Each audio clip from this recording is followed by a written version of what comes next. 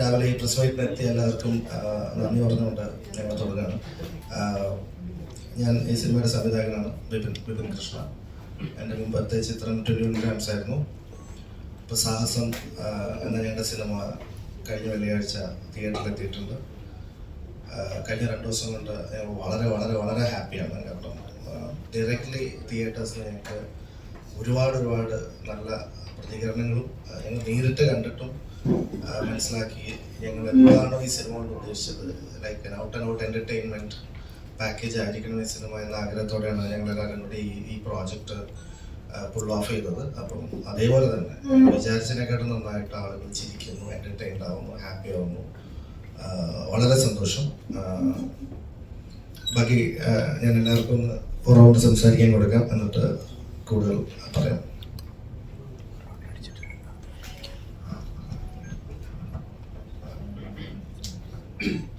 എല്ലാവരും നമസ്കാരം. ഈ പറഞ്ഞ പോലെ നമ്മൾ ഇന്നിവിടെ വന്നിരിക്കുന്നത് നമ്മുടെ നിങ്ങളെല്ലാവരും മീറ്റ് ചെയ്ത് നമ്മൾ പരസ്പരം നമുക്ക് എല്ലാവരുടെയും സപ്പോർട്ട് വേണമല്ലോ. സോ അതിൻ്റെ ഭാഗം കൂടിയായിട്ടാണ് നമ്മളിപ്പോഴും പ്രസ് മീറ്റിൻ്റെ ഒരു റീസണിങ്ങും അത് തന്നെയാണ്. എപ്പോഴും വിശ്വസിക്കുന്ന ഒരു കാര്യം, നമ്മൾ നല്ലൊരു പ്രോഡക്റ്റായിട്ട് വരുമ്പോൾ അതിന് ഇപ്പം ഞങ്ങൾക്കിവിടെ വേണ്ടത് ഓഫ്കോഴ്സ് ജനങ്ങൾ തിയേറ്റേഴ്സിൽ വന്നുകൊണ്ടിരിക്കുന്നു, നമ്പർ ഓഫ് ബുക്കിങ്സ് കൂടുന്നു, പോസിറ്റീവ് ടോക്ക് വരുന്നു, തിയേറ്ററിൻ്റെ ഉള്ളൊരു ഓളമാണ്, വളരെ ഹാപ്പി ആയിട്ടുള്ളൊരു അറ്റ്മോസ്ഫിയറാണ് വരുന്നത്. ഇത് ജനങ്ങളിലേക്ക് എത്തിക്കുക എന്നുള്ളൊരു വിഷയം. എപ്പോഴും കണ്ടുകൊണ്ടിരിക്കുന്ന കാര്യം, പ്രോഡക്റ്റ് നല്ലതാണെങ്കിൽ അത് media, online media, social media, നിങ്ങളുടെ പ്രസൻറ്റ്, ഈ മീഡിയയുടെ സപ്പോർട്ട് എപ്പോഴും ഏതൊരു സിനിമയ്ക്കും ആവശ്യമാണ്. നിങ്ങൾ സപ്പോർട്ട് ചെയ്തിട്ട് പല സിനിമകളും അങ്ങനെ വിജയിച്ചിട്ടുമുണ്ട്. സോ ആ ഒരു കോൺഫിഡൻസിലും കൂടിയാണ് ഞങ്ങൾ ഇവിടെ വന്നിരിക്കുന്നത്. വി ബിലീവ് നമ്മൾ ഞങ്ങളുടെ ഈ യാത്രയിൽ നിങ്ങളുടെ സപ്പോർട്ട് വെച്ച് this will win, this is winning. അതിൻ്റെയും കുറച്ചും കൂടി റീച്ചിലേക്ക് വേണ്ടി നിങ്ങൾ സപ്പോർട്ട് ചെയ്യുമെന്ന് നിങ്ങൾ വിശ്വസിക്കുന്നു. കാരണം പടം കണ്ടവർക്കെല്ലാം പടം വളരെ ഇഷ്ടപ്പെട്ടിരിക്കുന്നു. പിന്നെ ഞങ്ങൾ ഇന്നലെ സംസാരിക്കുകയായിരുന്നു, ഈ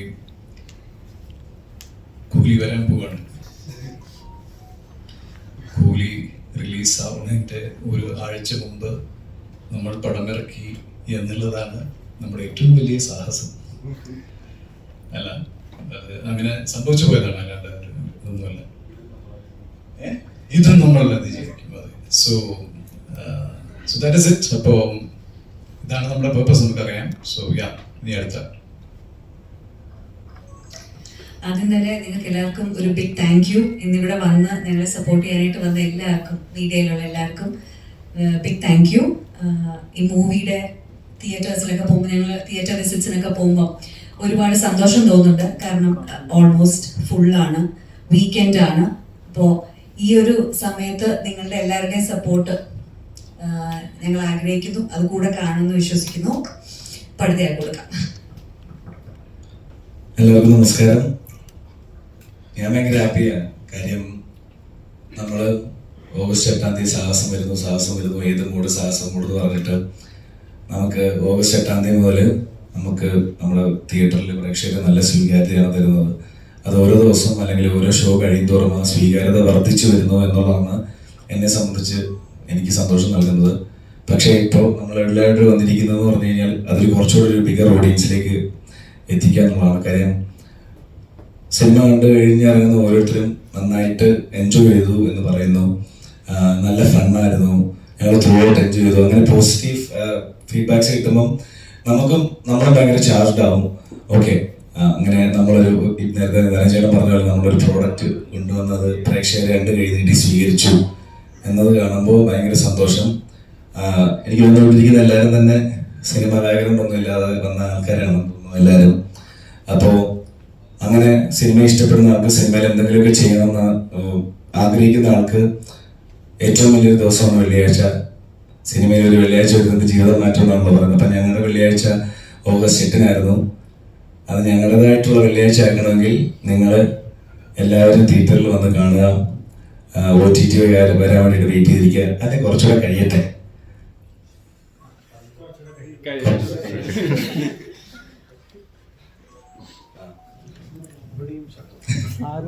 അതെ, എങ്ങനെയും പിടിച്ചു കയറുന്നു. അപ്പൊ കുറച്ചുകൂടെ കഴിയട്ടെ എന്ന് പറഞ്ഞ് അങ്ങനെ മാറ്റി വെക്കാതിരിക്കുക. നിങ്ങളുടെ ഞായറാഴ്ചത്തെ പ്ലാനില് അല്ലെങ്കിൽ ഈ ആഴ്ച ഒരു പടം കണ്ടേക്കാം എന്നൊരു മൂടുണ്ടെങ്കിൽ ധൈര്യമായിട്ട് സാഹസത്തിന് വരിക. നിങ്ങൾ ഉറപ്പായിട്ടും എൻജോയ് ചെയ്യും.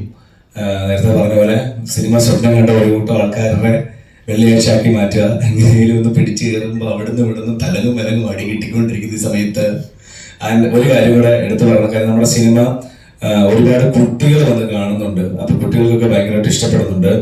ആൻഡ് നമ്മളിതിനകത്തില് അവർക്ക് അല്ലെങ്കിൽ അവർ കണ്ട് പഠിക്കരുതെന്ന് പഠിക്കണമെന്ന് വിചാരിച്ചിട്ടല്ല നമ്മളിതിനകത്തില് ഡ്രിങ്ക്സിന്റെയും സ്മോക്കിങ്ങിന്റെയും വേപ്പിങ്ങിന്റെയും ഒക്കെ സീൻസ് ഉൾപ്പെടുത്തിയിരിക്കുന്നത്.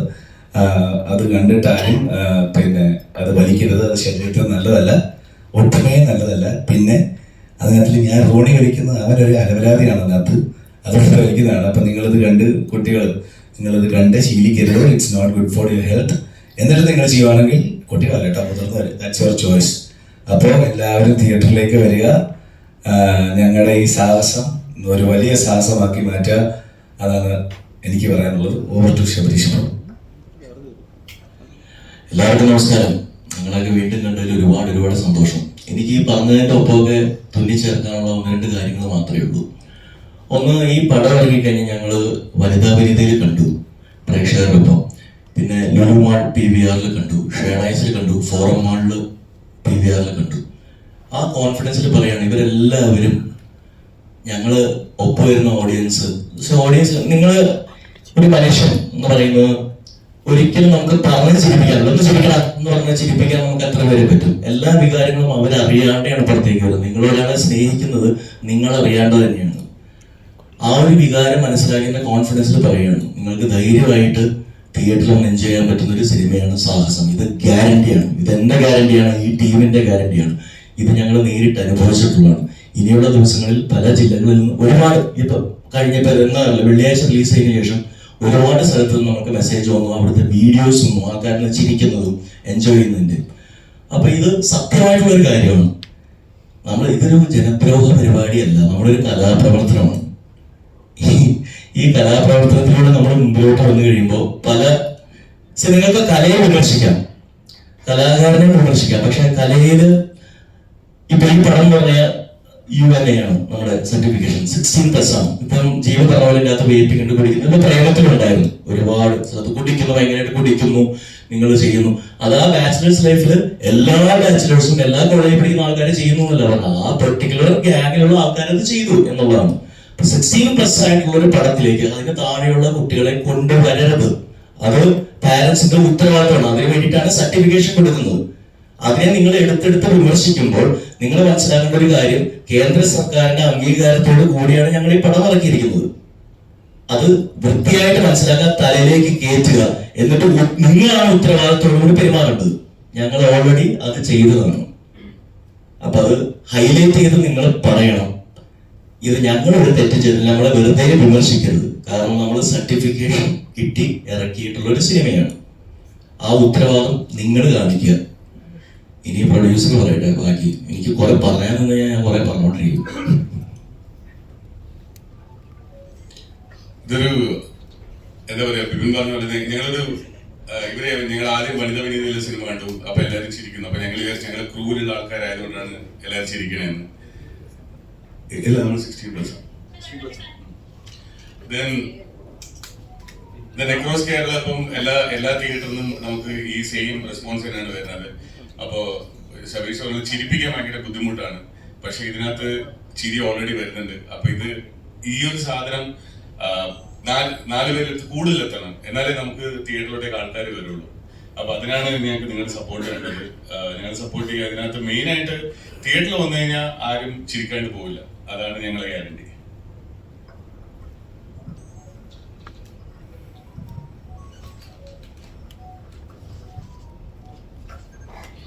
Hi.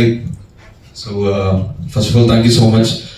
ഈ കുറച്ച് ടൈം ഞങ്ങൾക്ക് വേണ്ടി മാറ്റി വെച്ചതിന് എല്ലാ മീഡിയയോടും നന്ദി. ഇവിടെ പറയാനുള്ളത്, നമ്മൾ സിനിമ റിലീസ് ആവുന്നതിന് പ്രിവ്യൂ ഒക്കെ കാണുന്നതിന് മുന്നേ ഒരുപാട് പ്രൊമോഷൻസ് ചെയ്തിരുന്നു. ഒരുപാട് കോളേജസിൽ പോയിരുന്നു.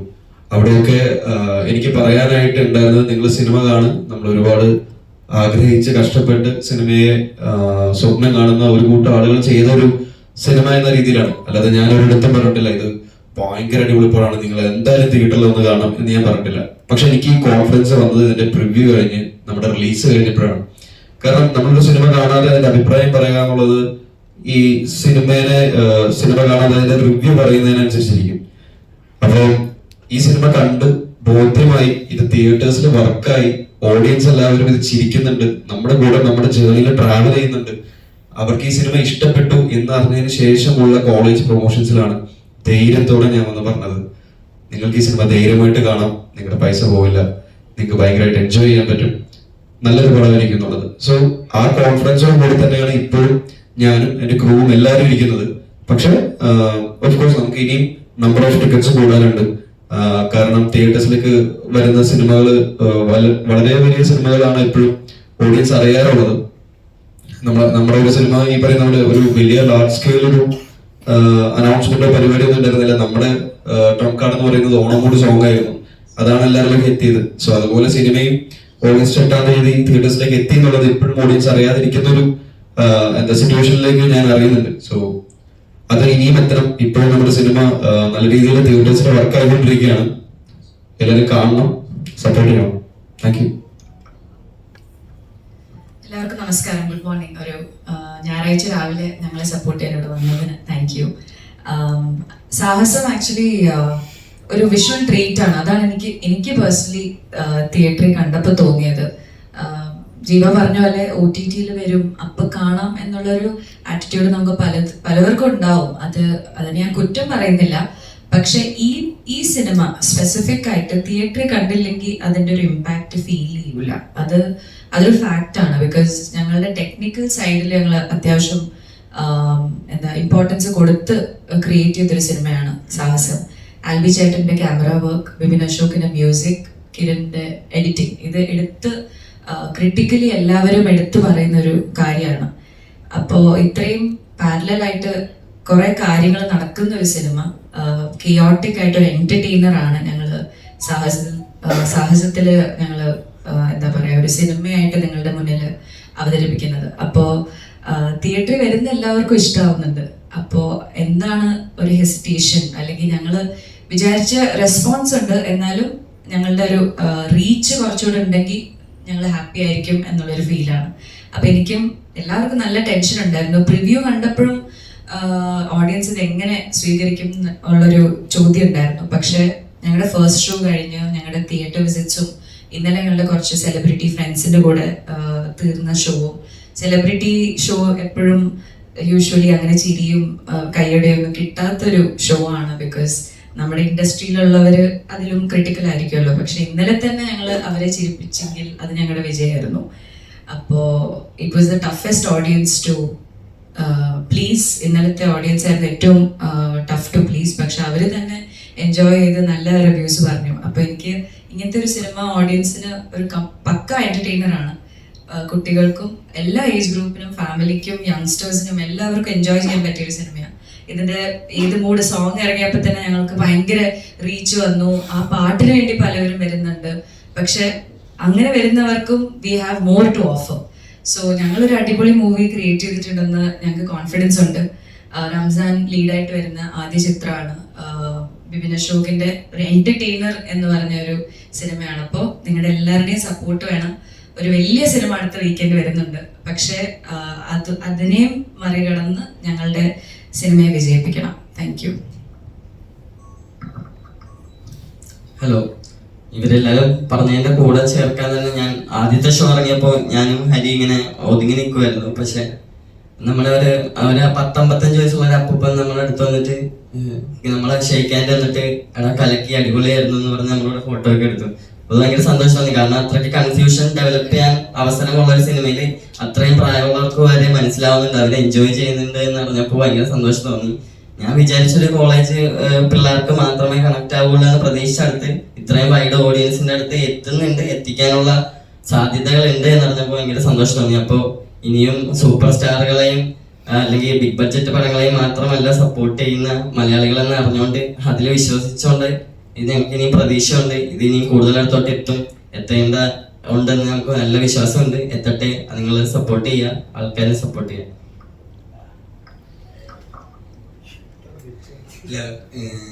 ഈ പടം ബിപിൻ ചേട്ടൻ നമുക്ക് ചില പടങ്ങൾ നമുക്ക് ഈ പടം എത്രത്തോളം ഒരു റൂമിൽ അടച്ചിരുന്ന് മൊബൈൽ സ്ക്രീനിൽ കണ്ട വർക്കാവുമെന്ന് എനിക്കറിയില്ല. ഈ പടം ബിപിൻ ചേട്ടൻ ഇറക്കിക്കുന്നത് തിയേറ്ററിൽ വർക്കാവുന്ന ഒരു പടമായിട്ടാണ് എനിക്ക് തോന്നിയിട്ടുള്ളത്. കാരണം നമ്മൾ ഫസ്റ്റ് ഷോ കഴിഞ്ഞപ്പോഴേക്കും ആൾക്കാർ തിയേറ്ററിൽ ചിരിക്കുന്നുണ്ട്. അത് കണ്ടിട്ടാണ് പറയുന്നത്. ആൾക്കാരൊക്കെ ചിരിക്കുന്നുണ്ട്. ഒരു ക്രൗഡായിട്ട് വന്നിരുന്നുണ്ട്. പൊട്ടിച്ചിരിക്കാനുള്ള സാധനങ്ങളൊക്കെ ഉണ്ട്. ഒരു എക്സ്ട്രാ ഓർഡിനറി പടമൊന്നും നമ്മൾ ഇതുവരെ അവകാശപ്പെടുന്നില്ല. പക്ഷെ ഞങ്ങളുടെ പടത്തിന് പോരായ്മകളുണ്ട്. വളരെ കുറച്ച് പോരായ്മകളുണ്ടെന്ന് വിശ്വസിക്കുന്നു. പോരായ്മകളെല്ലാം കമന്റ്സിലൊക്കെ വരുമ്പോൾ നമ്മളത് ഡിസ്കസ് ചെയ്യാറുണ്ട്. അത് ഇങ്ങനെ ആയിപ്പോയി, അത് ശരിയാക്കണം അടുത്ത് എന്നൊക്കെ പറയുന്നുണ്ട്. പക്ഷെ ആസ് എ ഹോൾ എല്ലാവർക്കും ഇഷ്ടപ്പെടാനും ഭയങ്കരമായിട്ട് ചിരിക്കാനും ഒക്കെ പറ്റിയൊരു പടമാണ്. തിയേറ്ററിൽ തന്നെ എല്ലാവരും പോയി കണ്ടാൽ അത് വർക്കാവും. നിങ്ങൾക്ക് ഒരു ഫൺ മൈൻഡിൽ ചിരിച്ച് ഉല്ലസിച്ച് കാണണമെങ്കിൽ അത് തിയേറ്ററിൽ തന്നെ പോയി കാണണം. ഇനി ഒരുപാട് ആൾക്കാർ തിയേറ്ററിൽ പോയി കണ്ട് അതിന്റെ അഭിപ്രായം പറയുമ്പോൾ മനസ്സിലാവുന്നുണ്ട്. നമ്മൾ ഒരുപാട് തിയേറ്റർ വിസിറ്റ് ചെയ്തപ്പോൾ നമുക്ക് കാര്യം മനസ്സിലായി. നമ്മൾ ആദ്യം നമ്മുടെ പ്രിവ്യൂ ഷോ കണ്ടപ്പോൾ നമ്മൾ കുറെ ടെൻഷൻ അടിച്ചായിരുന്നു പ്രിവ്യൂ ഷോ കണ്ടത്. ആൾക്കാർ ഇത് എങ്ങനെ എടുക്കും എന്നുള്ളത്. വനിതയിൽ പക്ഷേ ഫസ്റ്റ് ഷോ ഒക്കെ കണ്ടതിന് ശേഷം ആൾക്കാർ ചിരിക്കുന്നത് കണ്ടപ്പോൾ എന്റെ കോമഡിക്ക് ആൾക്കാർ ചിരിക്കും എന്നുള്ള സാധനം വന്നതിന് ശേഷം ഇപ്പം കോൺഫിഡൻസോടെ പറയാം, നിങ്ങൾ തിയേറ്ററിൽ പോയി കാണും. കാരണം നമ്മൾ ഓരോ ഓഡിയൻസിന്റെ റിയാക്ഷൻ കണ്ടതിന് ശേഷം എന്ന് പറയുന്നത് നിങ്ങൾ കാണും, കണ്ട് ഇഷ്ടപ്പെടും, ഉറപ്പായിട്ട് ഇഷ്ടപ്പെടും. തിയേറ്ററിൽ തന്നെ പോയി കാണണം. അങ്ങനത്തെ ഒരു പടമാണ്. Thank you.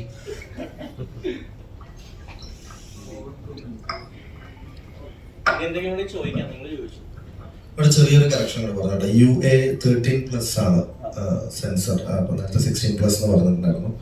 UA 13+ ആണ് സെൻസർ.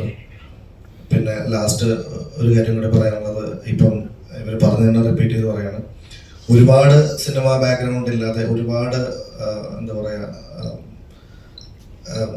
ഇൻഡസ്ട്രിയിലുള്ള സ്റ്റേബിൾ ആയിട്ടുള്ള ഒരു സെറ്റ് ഓഫ് ആളുകളല്ല ഞങ്ങൾ. പക്ഷെ ഞങ്ങളുടെ കഴിവിൻ്റെ പരമാവധി ശ്രമിച്ചുകൊണ്ട് അത്യാവശ്യം നിങ്ങൾ എൻ്റർടൈൻഡ് ആവുന്ന ഉറപ്പുള്ളൊരു പ്രോഡക്റ്റ് ഞങ്ങൾ ഉണ്ടാക്കിയിട്ടുണ്ട്.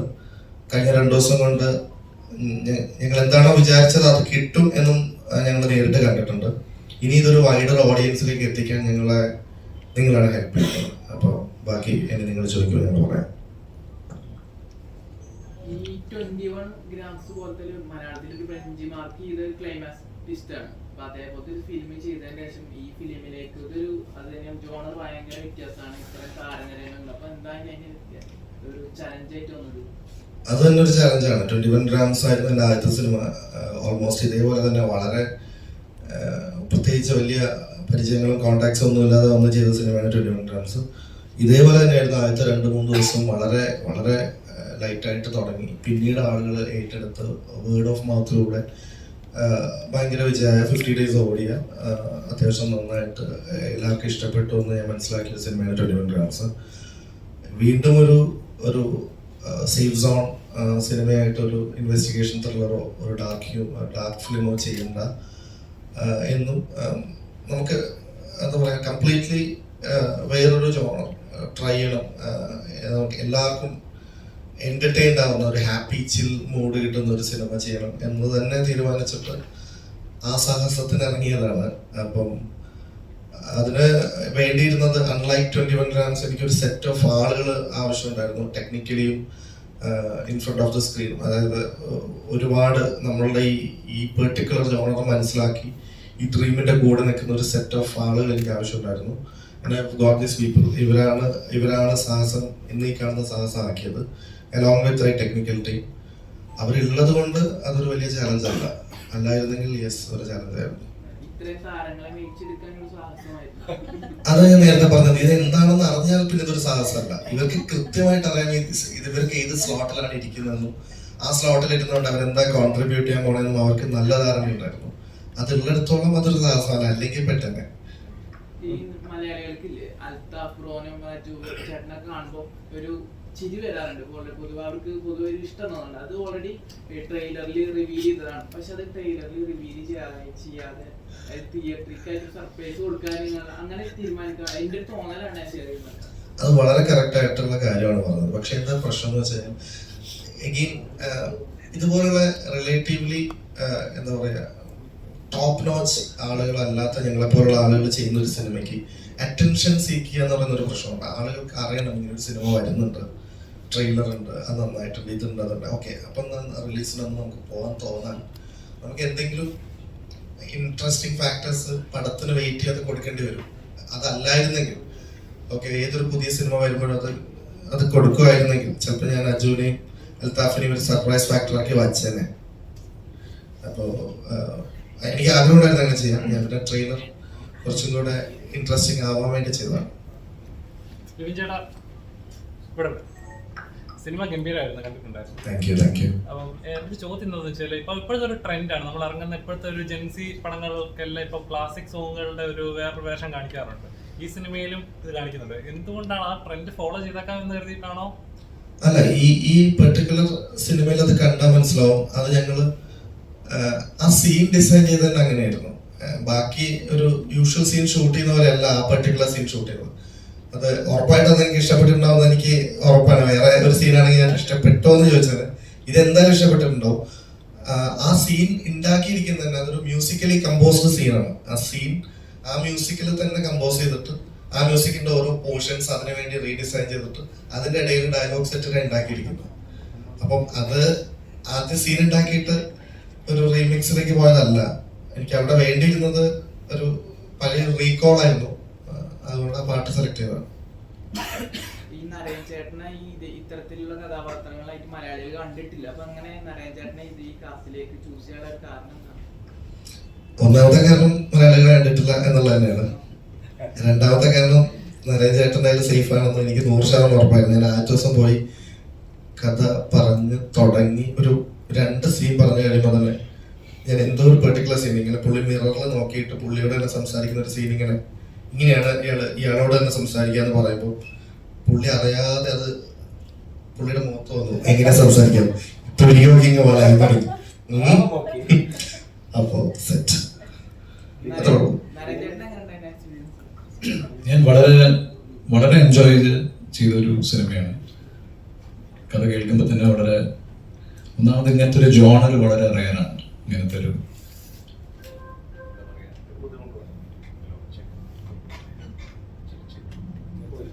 ചെക്ക് സത്യം പറഞ്ഞ കേട്ടില്ലേ, അവിടെയും തടസ്സം.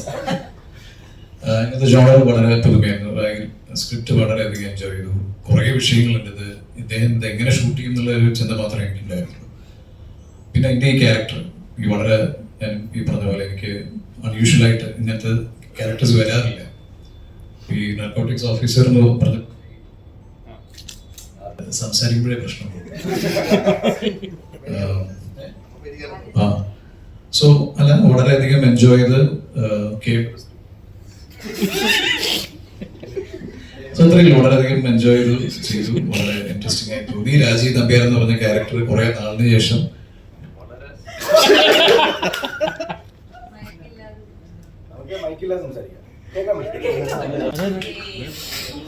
എനിക്ക് തന്നു.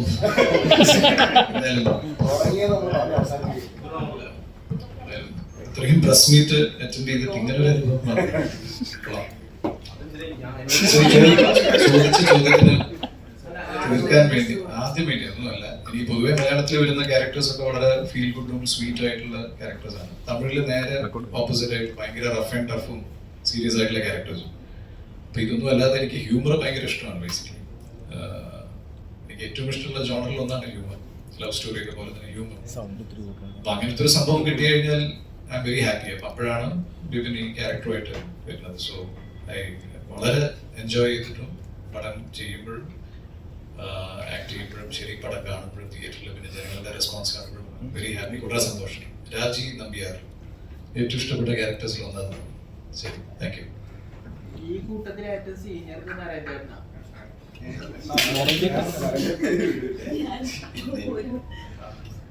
ഈ കൂട്ടത്തിൽ ഇപ്പൊ ഏറ്റവും സീനിയർ നരയൻ ചേട്ടനാണ് ഇതിൽ നായകനായിട്ട് വരുന്നത്.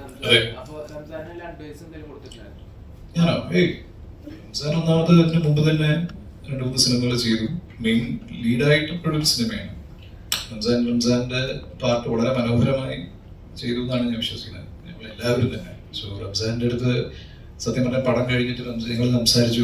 കഴിഞ്ഞ 2 ദിവസം റംസാൻ ചോദിച്ചു, പറഞ്ഞു ഒന്നും പറയാനില്ല, കാരണം എന്തെങ്കിലും ഒന്ന് സജഷൻ പറഞ്ഞെങ്കിൽ എന്തെങ്കിലും പ്രശ്നം ഉണ്ടാവും, അല്ലെങ്കിൽ നമുക്ക് പോരാന്ന് തോന്നട്ടെ, അങ്ങനെ ഒന്നും ഉണ്ടായിരുന്നില്ല. വളരെ മനോഹരമായി ചെയ്തു. റംസാനും പിന്നെ ഓഫ്കോഴ്സ് റംസാനെ ഡയറക്റ്റ് ചെയ്ത ഡയറക്ടറും പിന്നെ ഇതിലെ റൈറ്റിങ്ങിന്റെ ക്യാരക്ടറും. So Ramzan was very good.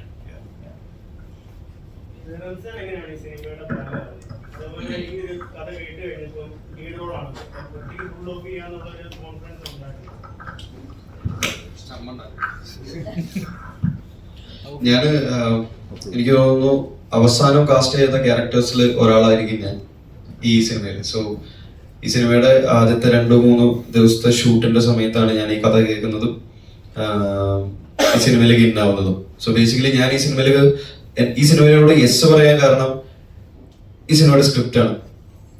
ഞാൻ ഈ കഥ കേൾക്കുമ്പോഴെനിക്ക് തോന്നിയത് ഇനി ഈ ജോണറിൽ ചിലപ്പോൾ എനിക്ക് പടം വരണമെങ്കിൽ ഒരുപാട് കഴിയണമായിരിക്കും, അല്ലെങ്കിൽ ഇങ്ങനൊരു പടം തന്നെ ഇറങ്ങാൻ ചിലപ്പോൾ കുറച്ച് താമസം എടുക്കും.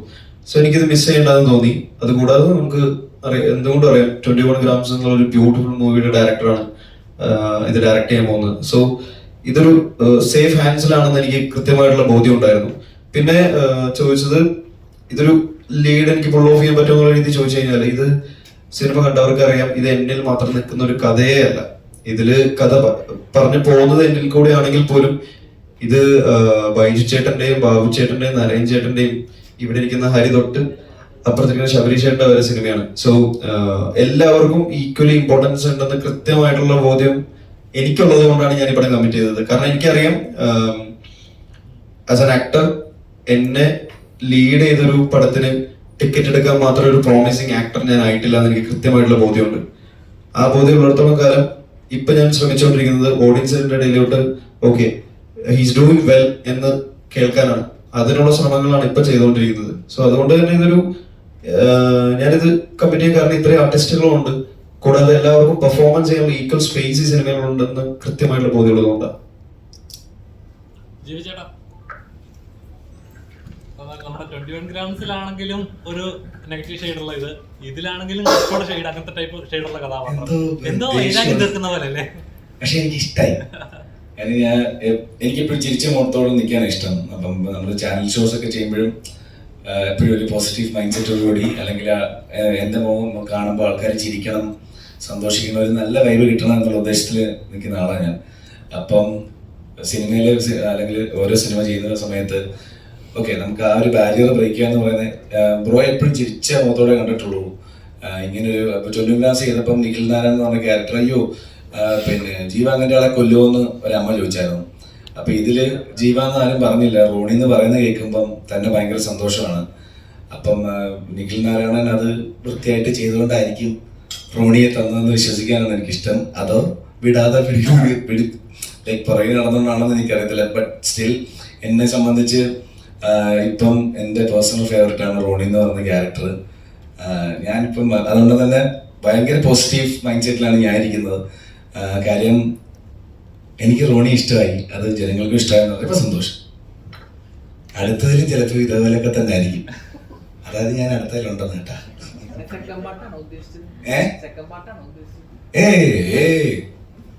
അതിനറിയത്തില്ല, ഡയറക്ടറിന്റെ മനസ്സിൽ അങ്ങനെ ചിന്തകൾ വല്ലതുകൊണ്ടോന്ന് അറിയത്തില്ല. ഒരു സെക്കൻഡ് പാർട്ട് കരുത്തിരുന്ന് ആര് കണ്ടു?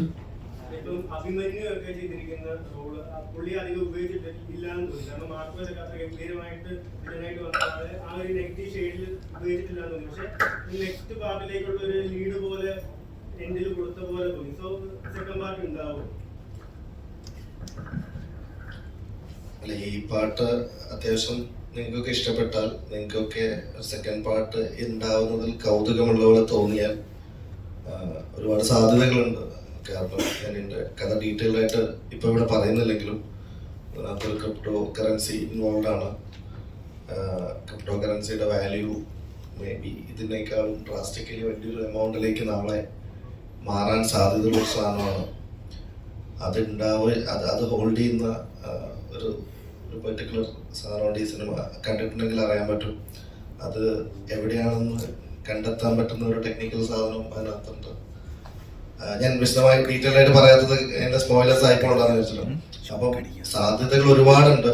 ഇതിനെക്കാട്ടും കൂടുതൽ ഇൻട്രസ്റ്റിംഗ് ആയ ഒരു സെക്കൻഡ് പാർട്ടിന് പക്ഷെ ഒരു ഫസ്റ്റ് പാർട്ട് കണ്ടിട്ട് സെക്കൻഡ് പാർട്ട് വേണമെന്ന് പ്രേക്ഷകന് തോന്നുന്ന ഒരു ദിവസമേ ഒരു സെക്കൻഡ് പാർട്ട് ഉണ്ടാവുള്ളൂ. അപ്പോൾ നിങ്ങൾ തീരുമാനിക്കൂ. ഗൗരി ഇവിടെ കുറച്ച് മുമ്പ് അലൻ ചേട്ടൻ പറഞ്ഞ പോലെ, അതായത് ഇപ്പം മലയാളത്തിൽ വരുന്ന കഥാപാത്രങ്ങൾ ഇപ്പോഴും നോക്കുമ്പോൾ ഒന്നുകിൽ നാടൻ കഥാപാത്രങ്ങൾ, ഇച്ചിരി കൂടുതൽ മനസ്സിലായിട്ടുള്ള കഥാപാത്രങ്ങളൊക്കെ ആയിരിക്കുള്ളൂ. അതേസമയം തമിഴിലേക്ക് വരുമ്പോൾ എൻ്റെ ഒരു ഗ്രാഫ് മാറുകയാണ്. ഇപ്പം ഹോട്ട്സ്പോട്ട് ചെയ്ത കഥാപാത്രമായാലും ശരി, സുഴിലെ ചെയ്ത കഥാപാത്രമായാലും ശരി, വളരെ ശ്രദ്ധിക്കപ്പെട്ട ക്യാരക്ടേഴ്സ് ആയിരുന്നു. ഇപ്പം ഒരിക്കലും എക്സ്പെക്ട് ചെയ്യാത്ത ലെവലിൽ പെർഫോമൻസ് നമ്മൾ കണ്ടു. എപ്പോഴും തോന്നിയിട്ടുണ്ടോ എനിക്ക് പെർഫോം ചെയ്യാനുള്ള ഇച്ചിരി സ്പേസ് കിട്ടുന്ന അവിടെയായിട്ട് നിങ്ങൾക്ക് തോന്നിയിട്ടുണ്ടോ? എനിക്ക് തോന്നുന്നു നമ്മൾ ചൂസ് ചെയ്യുന്ന ഓരോ കഥാപാത്രത്തിനും അതിൻ്റെതായ ഒരു റീസൺ ഉണ്ടാകും. അത് എസ്പെഷ്യലി ഞാൻ വളരെ സെലക്റ്റീവ് ആണ്. തമിഴിൽ തുടക്കം കുറിച്ചുകൊണ്ട് തന്നെ മലയാളത്തിൽ എനിക്ക് ചെയ്യാൻ ഭയങ്കര ആഗ്രഹം, ഇനിയും മലയാളം സിനിമയിൽ കുറെ കൂടെ സജീവമാവണം എന്നുള്ളൊരു ആഗ്രഹമുണ്ട്. ഇപ്പോൾ റൊമാൻസ് ജോണറാണ് എൻ്റെ ഫേവറേറ്റ് എന്ന് വേണമെങ്കിൽ പറയാം. ബിക്കോസ് നമുക്ക് എല്ലാവർക്കും ഒരു എന്താ പറയുക ഈസി ആയിട്ട് ഫ്ലോ ചെയ്യാൻ പറ്റുന്ന ഒരു ജോണറാണ്. അപ്പോൾ ഒരിക്കലും അതിൽ സ്റ്റക്ക് ആവുന്നുണ്ടോ അല്ലെങ്കിൽ സ്പേസ് ഇതിൽ ബിബിൻ സാഹസം സിനിമ സേര എന്ന് പറഞ്ഞ ക്യാരക്ടറിനെ കുറിച്ച് അപ്രോച്ച് ചെയ്തപ്പോൾ തന്നെ എന്നോട് പറഞ്ഞു, സ്ക്രീൻ ടൈമിനേക്കാളും ഇതിൽ സേര എന്ന് പറയുന്നതാണ് ഇതിൻ്റെ ഒരു കോർ. ജീവൻ മെയിൽ ലീഡിന്റെ ഒരു ഡ്രൈവിംഗ് ഫോഴ്സ് തന്നെ ഈ സേര എന്ന് പറഞ്ഞൊരു ക്യാരക്ടറാണ്. അപ്പൊ എനിക്കൊന്നും ഇത്രയും ഓൺസോംബിൾ കാസ്റ്റ് ഉള്ള ഒരു സിനിമയിൽ എപ്പോഴും ലൈം ലൈറ്റ് എനിക്ക് മാത്രം വേണം എന്ന് ആഗ്രഹിക്കുന്ന ഒരു ആക്ടർ അല്ല ഞാൻ. പൊതുവെ ലീഡ് റോൾസ് ചെയ്യുന്നുണ്ടെങ്കിൽ പോലും തമിഴിലും ഞാൻ അങ്ങനെ സപ്പോർട്ടിങ് ക്യാരക്ടേഴ്സ് വളരെ മീറ്റി ആണെങ്കിൽ ഞാൻ എടുക്കാറുണ്ട്. അപ്പോൾ എനിക്ക് തോന്നുന്നു എൻ്റെ ക്രാഫ്റ്റിൽ കുറച്ചുകൂടെ എനിക്ക് പണിയെടുക്കണം. റംസാൻ പറഞ്ഞ പോലെ ഓക്കെ, ഒരു പ്രോമിസിങ് ആക്ടർ ആണ് ഗൗരിക്ക്, ഈ ഒരു കഥാപാത്രം ഹാൻഡിൽ ചെയ്യാൻ പറ്റും എന്നുള്ളൊരു കോൺഫിഡൻസ് എല്ലാ ഡയറക്ടേഴ്സിനും ഉണ്ടാവണം. അതെന്റെ ഓരോ ക്യാരക്ടേഴ്സ് പോർട്രേ ചെയ്ത് അവർക്കൊരു കോൺഫിഡൻസ് വരുത്താനാണ്. അതുകൊണ്ട് ഒരിക്കലും അങ്ങനെ തോന്നാറില്ല. ഒരു സിനിമയുടെ സോൾ, ഒരു ടോട്ടാലിറ്റിയിലാണ് നമ്മൾ ഓരോ തീരുമാനങ്ങളും എടുക്കുന്നത്. അപ്പോൾ അങ്ങനെ സ്പേസ് കുറവോ അങ്ങനത്തെ ചിന്ത പൊതുവെ വരാറില്ല. ശബരീഷേട്ടാ എങ്ങനെ ഉണ്ടായിരുന്നു ആ സ്ഥാനം പോയി? ഈ പ്രേമത്തില് ഇങ്ങനെ ഷറഫുക്ക ചെയ്ത കഥാപാത്രത്തിനേക്കാളും ഒരു ഹൈപ്പ് ഉണ്ടല്ലോ ഈ കഥാപാത്രത്തിന്. നീ കോഴിയാണ് ആസ്ഥാന കോഴി. നമ്മൾ ഒരുപാട് കോഴികളെ കണ്ടിട്ടുള്ളതാണ്. അത്യാവശ്യം ചെറിയ ആസ്ഥാനമല്ലെങ്കിലും ആ സ്ഥാനത്തുള്ള ഒരു കോഴിത്തരമൊക്കെ നമ്മൾ ആ പ്രായത്തിൽ ചെയ്തിട്ടുണ്ട്. ബാക്കിയുണ്ട്, ഇനിയും വേണമെങ്കിൽ ചെയ്യാം എന്നുള്ളതാണ്. അത് മനസ്സിലാക്കുക അത്ര. ഞാൻ ആദ്യമായിട്ടാണ് ഇങ്ങനത്തെ ഒരു ക്യാരക്ടർ ചെയ്യുന്നത്. അപ്പം എന്താ പറയുക, നേരത്തെ റംസാൻ പറഞ്ഞ പോലെ ഈ സിനിമ തുടങ്ങുന്നതിന് ഒരാഴ്ച മുമ്പാണ് ഞാൻ ഈ സിനിമയിലേക്ക് ജോയിൻ ചെയ്യുന്നത്. ഞാൻ വേറൊരു സിനിമയുടെ ലൊക്കേഷൻ നിൽക്കുമ്പോഴാണ് ഇവരൊക്കെ വിളിച്ചിട്ട് പിന്നെ ഇതിന്റെ നിങ്ങൾ സിനിമ കണ്ടവർക്ക് അറിയാം, അത്ര ഈസി അല്ല. ഒന്ന് ഫോണിലൊക്കെ വിളിച്ച് എക്സ്പ്ലെയിൻ ചെയ്യാൻ പറ്റുന്ന ഒരു അത്ര ഈസി ആയിട്ടുള്ള ഒരു കഥയല്ല. ഇത് എടുത്ത് കാണിച്ച് ഫലിപ്പിക്കാൻ പറ്റിയൊരു കഥയാണ്.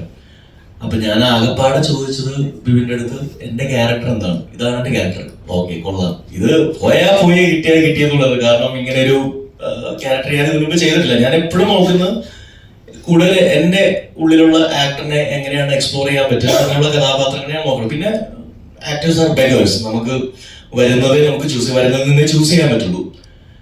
അപ്പൊ അങ്ങനെ ഒരു കോഴിയാവാൻ വേണ്ടി ഞാൻ കോഴിത്തരം പോയി മറ്റേ മെത്തേഡ് ആക്ടിംഗ് ഒന്നും ചെയ്തിട്ടൊന്നുമില്ല. അപ്പൊ എന്റെ ഉള്ളിൽ എവിടെയെങ്കിലും ഒരു കോഴി കിടപ്പുണ്ടാവും, അതിനെ കുറിച്ചൊന്നും പുറത്തേക്ക് ഇട്ടു, അത്രേ ഉള്ളൂ. അല്ലാതെ അതിന് വേണ്ടി ഒരു ട്രെയിനിങ് ഒന്നുമില്ല. അത് പ്രേക്ഷകരെ കണ്ടിട്ട് പറയട്ടെ, അത്രത്തോളം കോഴി നന്നായിട്ടുണ്ടോ ഇല്ലയോ, ഓവറായിട്ടുണ്ടോ ഇല്ല, എന്താണെന്ന് അറിയാം. അവരുടെ വിമർശനങ്ങളും അഭിപ്രായങ്ങളും ഒക്കെ പറയാമല്ലോ, ധൈര്യമുണ്ട്. അതിൽ നിന്ന് നമുക്ക് വിമർശനങ്ങളിൽ നിന്നാണ് നമ്മൾ പഠിക്കുന്നത്. ഒരു ഭയങ്കര അടിപൊളി അടിപൊളി അടിപൊളി എന്ന് പറയുന്നതിൽ ഒരുപാട് സന്തോഷമുണ്ട്. പക്ഷെ പോരായ്മകൾ എടുത്ത് കാണിക്കുമ്പോഴാണ് നമുക്ക് കൂടുതലായിട്ട് പഠിക്കാനുള്ളത്. വീഴ്ചകളിൽ നിന്നേ പഠിക്കുള്ളൂ, വിജയത്തിൽ നിന്ന് വളരെ വളരെ കുറച്ചേ പഠിക്കുള്ളൂ. അപ്പോ ഞാൻ ഇതിൽ എത്രത്തോളം പാഠം പഠിക്കും ഇല്ല എന്നുള്ളത് കണ്ടറിയാം. ചേട്ടാ, അതേപോലെ തന്നെ നമ്മളിപ്പോൾ ഇപ്പോഴത്തെ ഒരു കാലഘട്ടം എന്ന് പറയുമ്പോൾ ടെക്നോളജി വളരെയധികം മുമ്പോട്ട് പോയിക്കൊണ്ടിരിക്കും. ഇപ്പോൾ OTT പ്ലാറ്റ്ഫോംസ് കൂടിക്കൊണ്ടിരിക്കുന്നു. ഇപ്പോൾ വെബ് സീരീസുകളുടെ എണ്ണം കൂടുന്നു. തിയേറ്ററിലെ ആളുകളുടെ നല്ല സിനിമകൾക്ക് ആളുകൾ കയറുന്നുണ്ട്. വേർഡ് ഓഫ് മൗത്തിലൂടെ ആളുകൾ കൂടുതൽ സിനിമകൾ ഹിറ്റ് ആവുന്നുണ്ട്. എൻ്റെ ഒരു വിശ്വാസം അങ്ങനെയാണ് സിനിമ ഹിറ്റ് ആവുന്നതാണ്. അതെ, തീർച്ചയായിട്ടും. പിന്നെ അത് തിയേറ്ററിൽ കാണാമല്ലോ. അപ്പം ഞാൻ പറഞ്ഞതെന്ന് വെച്ചാൽ, ഇപ്പം ഒരു സിനിമ ഇറങ്ങിയാൽ ഇത്ര ദിവസത്തിനുള്ളിൽ OTT റിലീസ് ആകുമ്പോൾ തിയേറ്ററിൽ എന്തുകൊണ്ട് 150 രൂപ കൊടുത്ത് സിനിമ കാണണമെന്ന് ആളുകൾ ഇപ്പോൾ ചിന്തിച്ചു തുടങ്ങി. ആളുകൾ കൂടുതൽ ചിന്തിച്ചു തുടങ്ങി. അപ്പം ശരിക്കും ഒരു സിനിമയുടെ തിയേറ്റർ വാല്യൂ എന്നുള്ള ഒരു മൂല്യം നഷ്ടപ്പെട്ട തോന്നുന്നുണ്ടോ? അങ്ങനെ അത് ട്രിക്കി ആയിട്ടുള്ളൊരു ചോദ്യമാണ്. അറിഞ്ഞൂടാ, നമ്മളിപ്പം എല്ലാം വീട്ടിലേക്ക് എത്തുന്ന ഒരു കാര്യമാണ്. ഭക്ഷണം വീട്ടിലേക്ക് എത്തുന്നു, ഊബർ ഉണ്ട്, വണ്ടി വീട്ടിലേക്ക്, എല്ലാം വീട്ടിലേക്ക് എത്തിച്ച് എല്ലാം വീട്ടിലേക്ക് അണ്ണാക്കിലേക്ക് കൊടുത്തുകൊണ്ടിരിക്കുന്ന കാലമാണത്. അപ്പോ സിനിമയും അങ്ങനെ ആയിക്കൊണ്ടിരിക്കുകയാണ്. ഒരു തിയേറ്ററിന്റെ മൂല്യം കുറയുന്നുണ്ടോ എന്ന് വെച്ചാൽ ഡ്യൂറേഷൻ കുറയുന്നുണ്ട്. പണ്ട് 100 ദിവസം, 150 ദിവസം, 250 ദിവസം എൻ്റെ അടുത്തുള്ള തിയേറ്റർ, അതായത് ഞാൻ വടക്കൻ പറവൂർ എന്ന് പറഞ്ഞ സ്ഥലത്താണ് ജനിച്ചു വളർന്നത്. അതിൻ്റെ അടുത്ത് എനിക്ക് റിലീസ് സെന്റേഴ്സ് ഉണ്ടായിരുന്നത് കൊടുങ്ങല്ലൂർ, പിന്നെ അല്ലെങ്കിൽ എറണാകുളത്തേക്ക് വരണം. കൊടുങ്ങല്ലൂർ എന്ന് പറഞ്ഞാൽ 10 കിലോമീറ്റർ അപ്പുറത്തായിരുന്നു. അപ്പൊ അവിടെ മുകൾ എന്ന് പറഞ്ഞ തിയേറ്റർ ഉണ്ടായിരുന്നു, ഇന്നതൊരു മാളായി മാറി.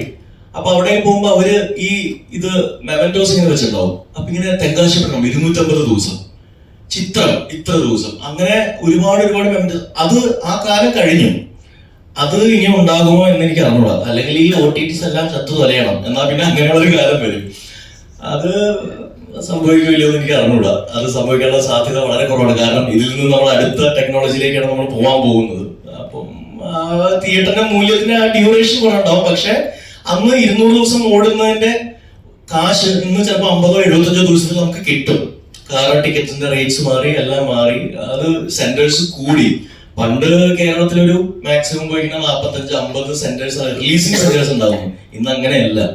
ഇന്ന് നമ്മൾക്ക് സാധാരണ എത്ര സെന്റേഴ്സ് റിലീസ്? 130 സെന്റേഴ്സിൽ റിലീസ് ഉണ്ട്. അപ്പൊ ആ വ്യത്യാസമുണ്ട്. അപ്പൊ അത് മൂല്യം, ഡ്യൂറേഷൻ എന്തായാലും കുറഞ്ഞിട്ടുണ്ട്. പിന്നെ നമ്മൾ ചില പടങ്ങളൊക്കെ നമ്മൾ ഇറങ്ങുമ്പോൾ തന്നെ OTT ആയിട്ട് സൈൻ ചെയ്തിട്ടാണ് ഇത്ര ദിവസം കഴിഞ്ഞ് OTTയിലേക്ക് വരുന്നത്. അത് കഴിഞ്ഞും തിയേറ്ററിൽ ഓടിക്കുന്നുണ്ട് ആ സിനിമ, പക്ഷെ അതിൽ കഥയില്ല എന്നുള്ളതാണ്. ജീവക്ക് ആങ്കർ എന്ന നിലയിലാണ് ഓഡിയൻസിന്റെ കൂടുതലായി ഇഷ്ടം സമ്പാദിച്ചിട്ടുള്ളത്. പിന്നെ അതിനുശേഷം യൂട്യൂബ് വീഡിയോസ്, നിങ്ങളുടെ കോംബോ വീഡിയോസ്, അതിന് ഇപ്പൊ നടൻ എന്ന നിലയിൽ എത്രത്തോളം പ്രേക്ഷക ഇഷ്ടം സമ്പാദിക്കുന്നുണ്ട്? അവരെ നേരിട്ട് എങ്ങനെ പറയുന്നുണ്ടോ? അറിയത്തില്ല ബ്രോ. അതെങ്ങനെയാണ് അവരത് എന്നോട് എക്സ്പ്രസ് ചെയ്യുന്നതെന്നുള്ളത് അത് പഠിച്ചുകൊണ്ടിരിക്കുന്ന പ്രോസസ്സിലാണ് ഞാൻ. ഓരോ സിനിമ എങ്ങനെ കാണുന്നത്. സിനിമയാണ് നമ്മുടെ കുഞ്ഞുനാൾ മുതൽ നമ്മുടെ ആഗ്രഹവും നമ്മുടെ ലക്ഷ്യമൊക്കെ അതായിരുന്നു. എപ്പോഴും പറഞ്ഞു ഞാൻ ഒരു ആക്സിഡന്റൽ ആങ്കറാണ്, പക്ഷെ ഞാനത് ഏറ്റവും എൻജോയ് ചെയ്തൊരു പ്രൊഫഷനാണ്. ഒരു സൈഡിൽ സിനിമ ആണ് എപ്പോഴും ആഗ്രഹം, എപ്പോഴും ഇഷ്ടം അതാണ്. നല്ല നല്ല ക്യാരക്ടർ റോൾസ് ചെയ്യുക. ഞാൻ നമ്മുടെ ഇൻ്റർവ്യൂസിൽ പറഞ്ഞിരുന്നു, ഈ പ്രോസസ്സ് നമുക്ക് വഴങ്ങുമോ എന്നുള്ളത് അറിയണം. നമ്മളൊരു ആക്ടറായിട്ട് അല്ലെങ്കിൽ ഒരു ആർട്ടിസ്റ്റായിട്ട് ജനങ്ങൾ ആക്സെപ്റ്റ് ചെയ്യുമോ, നമുക്ക് ഈ പ്രോസസ്സ് വഴങ്ങുമോ എന്നുള്ളൊരു ആ ഒരു അവസ്ഥയിലാണ് ഞാൻ. ഇപ്പോൾ കിട്ടുന്ന ക്യാരക്ടേഴ്സ് അങ്ങനെ ചൂസ് ചെയ്യാനൊന്നും ഒരുപാട് ഓപ്ഷൻസ് ഇല്ല. നമുക്ക് വരുന്ന ക്യാരക്ടേഴ്സ് ചെയ്യുക എന്നുള്ളതാണ് ഇപ്പോൾ എൻ്റെ മുമ്പിൽ നിൽക്കുന്ന ഓപ്ഷൻ. കാര്യം എനിക്ക് സിനിമ അത്ര ഇഷ്ടമാണ്. ഓരോ ക്യാരക്ടർ ചെയ്യുമ്പോഴും അത് എന്നെ കൊണ്ടാവുന്ന വിധം നന്നാക്കാൻ ശ്രമിക്കുക. അത് അത് കണ്ടിട്ട് പിന്നെ സത്യസന്ധമായ ഫീഡ്ബാക്സുകൾ പറയുക. അത് കണ്ട് അങ്ങനെ കിട്ടുന്ന കുറേ ഫീഡ്ബാക്സുകളായിട്ട് അടുത്ത ക്യാരക്ടർ വരുമ്പോൾ കുറച്ചുകൂടി ഇമ്പ്രൂവ് ചെയ്യുക എന്നുള്ളതാണ്. അങ്ങനെയാണ് ഞാനിപ്പോൾ സിനിമയെ സമീപിച്ചുകൊണ്ടിരിക്കുന്നത്.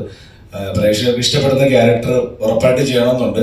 നേരത്തെ പറഞ്ഞ പോലെ എനിക്ക് ഒരുപാട് ചോയ്സസ് ഇല്ലാത്തതുകൊണ്ട് വരുന്ന ക്യാരക്ടേഴ്സ് ഏറ്റവും ഭംഗിയായിട്ട് ചെയ്യുക എന്നുള്ളതാണ്. എല്ലാ ക്യാരക്ടേഴ്സും എല്ലാ സിനിമയും പിന്നെ നല്ലതായിട്ട് കാണാനും അങ്ങനെ കാണുന്ന ഒരാളാണ്. എനിക്ക് എല്ലാ സിനിമയും ഇഷ്ടമാണ്. അതുകൊണ്ട് ഏത് സിനിമയാണെങ്കിലും ഏത് ക്യാരക്ടറാണെങ്കിലും എനിക്കിഷ്ടമാണ്. അപ്പം നോക്കട്ടെ, നാളെ ചിലപ്പോൾ എനിക്ക് വഴങ്ങത്തില്ലായിരിക്കും, അല്ലെങ്കിൽ ഇത് നീ മറ്റേ ആങ്കറിങ് പണീനെ മതി അത് ചിലപ്പോൾ പറയുമായിരിക്കും. ലെറ്റ്സ് സീ, നോക്കാം. ഞാനിപ്പോൾ ഇത് ആ പ്രോസസ്സിലാണ്. നോക്കട്ടെ വഴങ്ങുമെന്നുള്ളത്. ഇപ്പൊ റോണിയിൽ വഴങ്ങിയെന്ന് തോന്നുന്നു. ഈ ഇൻഡസ്ട്രിയിൽ നിലനിൽക്കാൻ വേണ്ടിയിട്ട് ഇപ്പൊ ഫ്രണ്ട്ഷിപ്പിന് എത്രത്തോളം പ്രാധാന്യമുണ്ട്? ഇപ്പൊ രണ്ടാമത്തെ ഫിലിമാണ് കൂടെ ചെയ്യുന്നത്. ഇൻഡസ്ട്രിയിൽ മാത്രമല്ല ബ്രോ, ലൈഫിൽ ഫ്രണ്ട്ഷിപ്പ്, ഫ്രണ്ട്സ് എന്ന് പറയുന്നത് അത് നമുക്ക് എപ്പോഴും ഒരു മുതൽക്കൂട്ടാണ്. നമ്മൾ എവിടെയായിരുന്നാലും നമുക്ക് പോയി ചൂസ് ചെയ്ത് എൻ്റെ നീളത്തിലും വലിപ്പത്തിലും ഇന്ന സ്വഭാവത്തിൽ ഇന്ന പോസിറ്റീവ് കാര്യങ്ങളുള്ള ഇത്ര ഇന്ന കാര്യങ്ങളുള്ള ഒരു ഫ്രണ്ട് വേണം നമ്മൾ ചൂസ് ചെയ്യണം. ഫ്രണ്ട്സ് നമ്മുടെ ജീവിതത്തിൽ വന്ന് സംഭവിക്കുന്നതാണ്. നമ്മുടെ യാത്രയിൽ ഒരുപാട് പേര് നമ്മുടെ കൂടെ വരും. നമ്മുടെ കൂടെ യാത്ര ചെയ്യുന്നവർ നമ്മുടെ കൂടെ യാത്ര ചെയ്തുകൊണ്ടിരിക്കും. നമ്മൾ നന്നായാലും നമ്മൾ മോശമായാലും അവർ നമ്മുടെ കൂടെ ഉണ്ടാവും. അങ്ങനെ ഫ്രണ്ട്സിനെ ഞാൻ എങ്ങനെയാണ് ആഗ്രഹിക്കുക, അതായത് ഇപ്പോൾ ഏത് ഫീൽഡാണേലും അതിനെ ഏറ്റവും നല്ല രീതിയിൽ ഉപയോഗിക്കാൻ പറ്റുന്ന ഒരു സ്പേസാണ് സിനിമ എന്ന് പറയുന്നത്.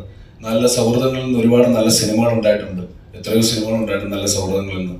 ഈ സൗഹൃദത്തിൽ നിന്നും അങ്ങനെ ഒരുപാട് നല്ല സിനിമകൾ വരട്ടെ എന്ന് ഞങ്ങൾ ആഗ്രഹിക്കുന്നുണ്ട്. കാര്യം ഈ സാഹസത്തിൻ്റെ 10 ദിവസത്തെ ക്ലൈമാക്സിൽ അവിടെയാണ് ഞങ്ങളെല്ലാവരും ഒരുമിച്ച് കൂടുന്നത്. ഞങ്ങൾ ഒരുമിച്ച് ഒരു ലക്ഷ്യമാണ്, സാഹസം എന്ന് പറഞ്ഞ സിനിമയ്ക്ക് വേണ്ടിയിട്ട് ഞങ്ങൾ ഒരുമിച്ച് ഓക്കെയാണ്. അവിടെ തുടങ്ങിയാണ് ഞങ്ങളുടെ ഫ്രണ്ട്ഷിപ്പ്. ഞങ്ങൾ എവിയിരിക്കുന്ന ഞങ്ങൾക്ക് ഇപ്പോൾ എല്ലാവരും അങ്ങോട്ടും ഇങ്ങോട്ടും നന്നായിട്ട് അറിയാം. ഒരു കുടുംബം പോലെയാണ്. എല്ലാവരും നന്നായി കാണണമെന്ന് ആഗ്രഹിക്കുന്നവരാണ് എല്ലാവരും ഇരിക്കുന്നത്.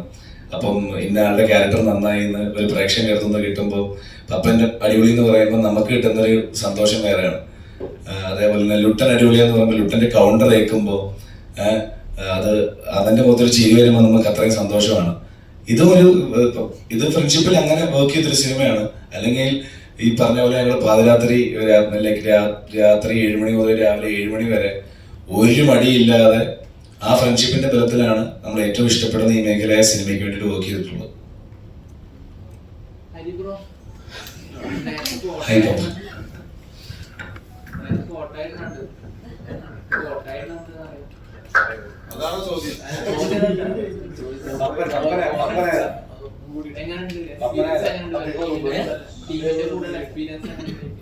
നല്ല എക്സ്പീരിയൻസ് ആയിരുന്നു. അവിടെ എല്ലാരും വളരെ സൗഹൃദപരമായാണ് ഷൂട്ടിന് നമ്മുടെ എൻജോയ് ചെയ്തൊരു ഷൂട്ടായിരുന്നു. അത് ഭയങ്കര നല്ല രസമായിരുന്നു.